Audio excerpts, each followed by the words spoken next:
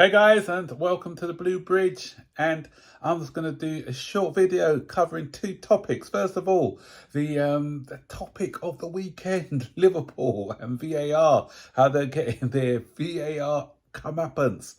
And I want to talk about some comments supposedly made by some insiders at Chelsea, stirring a bit of trouble.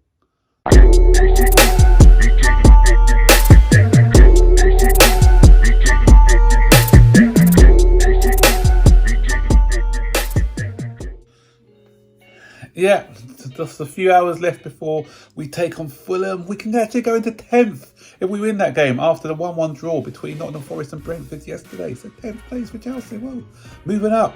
But we need to win the game first. But I'm not here to talk about that. I'm here to talk about, first of all, VAR. And Liverpool are crying, pity club, as usual. Whenever it happens to them, it's like a big hoo-ha. And when it happens to any other club, it's swept under the carpet. Liverpool, okay, first of all, I'm biased here. That was a goal, and it was a glaring mistake by the officials. Terrible officiating there. And it was a mix-up between the VAR and the refereeing, and Diaz didn't get that goal. And it's not only that goal they're complaining about, it's the tackle by Curtis Jones, which got him that red card. They ended up playing the game with 10 men. And then Tottenham won the game in the last few minutes. So Liverpool not happy. Immediately though, they've been offered an apology by the refereeing association, PMGOL or whatever they're called, and there's been everywhere you turn on the news, and every single news outlet, that's the only subject they're talking about. Thank God that there's a Ryder Cup yesterday, otherwise that would have been dominating the news. But any football stories, it's that story about Liverpool and how they've been wronged by VAR. Poor Liverpool. But I'm going to be talking about my club, Chelsea, because if we are using that energy, if they are, the refereeing association are using that energy for Liverpool, they've got to be using that same energy for other clubs as well. Chelsea didn't get an apology for the hair pull for Cucurella. That was deemed acceptable. And now Dean has come out and said, oh, it should have been given, but I was protecting a mate, so I didn't give it. I haven't seen them come out and apologise to Chelsea after Dean's admonition. If they have, then apologies, and someone can correct me if I'm wrong. We've had the situation where who was it? Maguire's kicked one of our players in the testicles. What player was it now? Can't remember the player. What happened with that? Nothing. Not even an apology. And that was that was a clear movement up to his. That was more dangerous than Gusto's one what got red carded last week, and the one by Curtis Jones on Saturday. But nothing was said about that one. That one was swept under the carpet.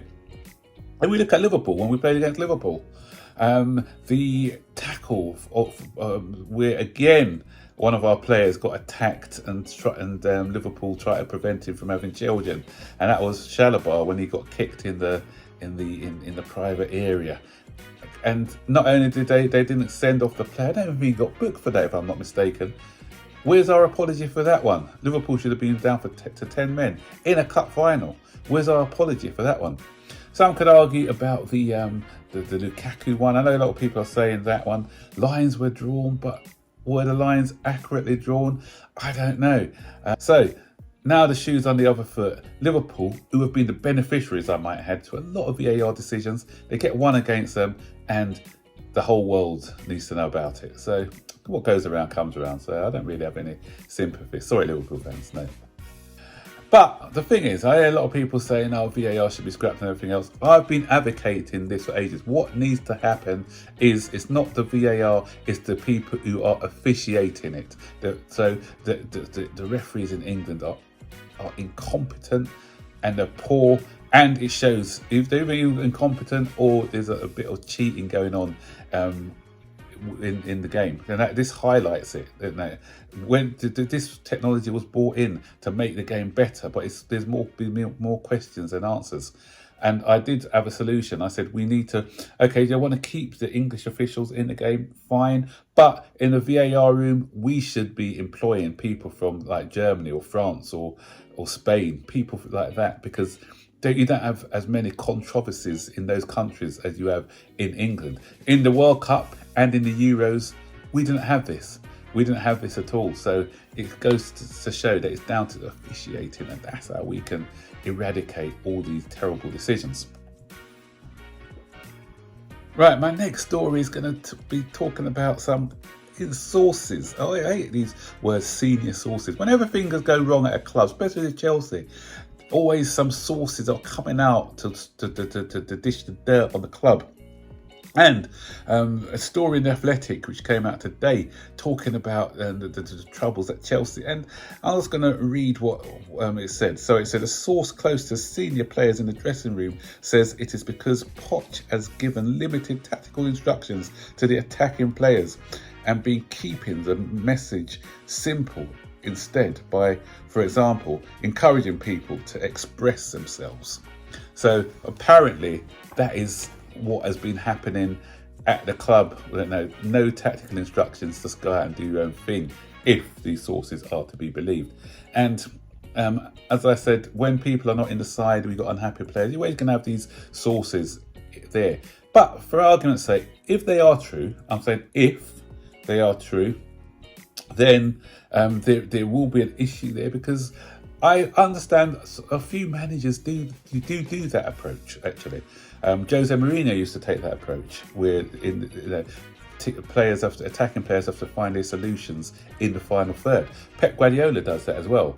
Although there is a structure, but in the final third, you're given that freedom for your own solutions. But the difference is between the Peps and Jose, they had experienced players who already understood like sort of attacking tactics and things. So with experienced players, you can create work out your own solutions and things. But for a young side, asking them to do that, I think it's dangerous, because these players need instructions. It's just like a baby. If you're a young baby, it's like saying to them, go out and do your own thing. Here's a piece of paper and a pen. I want you to start writing or drawing. No, they need to be taught how to do that first. As you get older, say that you've graduated, you're going to university or something, then give them a pen and paper. Say, look, be creative, do your own thing. But you can't do that with kids. First of all, they need to be instructed in how to play, and not how to play. They shouldn't have to play football by their age, but you know what I mean. They need a bit more guidance at that age, and once they reach their sort of 24, 25, that's when you're kind of reaching up to your peak. Then you can be intelligent enough to work out your own sort of ways of attacking. Some players have got it already. I'm not saying that all 21, 22-year-old players need that. You've got some who are, like we're thinking of Wayne Rooney's and people like that, and Mbappe's and people like that, who are just the elite talent who don't need that. But we're not talking about elite talent, what we're working with at the club at the moment. These are players with potential, but still need to be coachable. You've seen that with Mikhail Mudryk, you can't just tell him to go out and do his own thing. He needs some tactical instructions. You see in his game sometimes is where he's been tactically naive. So he needs that sort of coaching. Same as people like Madueke, Nicholas Jackson, people like that. They need that coaching. You can see that they're still raw in the way that they do things. So I'm hoping that's not the case, and it's just a bit of rumours. And the other story which I heard was about there's not enough leadership in the dressing room, and even Thiago Silva, who they're expecting to get leadership from, they're not getting it from him. And interesting, actually, that comment, because I remember when we first signed him, a lot of people thought, yeah, we're signing a leader, and he's a vocal person and everything else. But Tim Vickery, who does a lot of work in South America, he's a South American football expert. He actually came out and said that when in the 2016 World Cup, I think it was, where Thiago Silva was the captain and he didn't take on the responsibilities of the captain. He was kind of a passive captain. He wasn't, he leads by example by the way he plays and everything else, but expecting someone to be vocal, galvanise the troops and act like a leader, he didn't have that quality in him. So that was quite an interesting take when we first got him. So a lot of people I've seen who don't really know a lot about the player, who hasn't really done their research. Others things like he's a born leader and, they're talking a lot of nonsense or anything else. But if you know the player, you know that he's not really a born leader. So he plays by example, leads by example. Someone like Kante, you wouldn't be called a born leader. He leads by example. So he's a similar sort of mould to him, really. Yeah, so I just really wanted to address that, really, for people who think, as I said, Thiago Silva is what they call a natural leader. Anyway, those are the two stories. So what do you think, though? What do you think of the Liverpool decision? Do you think it's because it's Liverpool they're making a big deal? Do you think it's a bit inconsistent, the fact that Chelsea haven't been shown that same sort of sympathy when decisions have not gone our way? What do you think about the situation with this so-called insider talking about tactics with Pochettino? Are you in agreement with them, or do you think it's just a bit of rumours going around? And the final story about Thiago Silva, leader or not? Set your comments in the section below, and I'll see you on the next video. So take care for now. Bye-bye.